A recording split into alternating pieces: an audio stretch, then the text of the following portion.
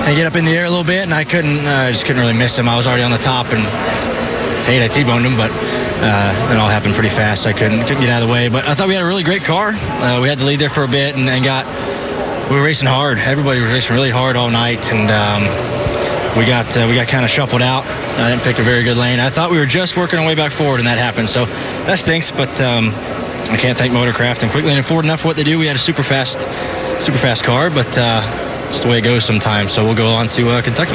Thank you, Ryan. Well, Jeff, you mentioned it. It was only a few laps ago. He was up front running with the leaders, made a little mistake, or not even a mistake, just got shuffled out, lost that track position.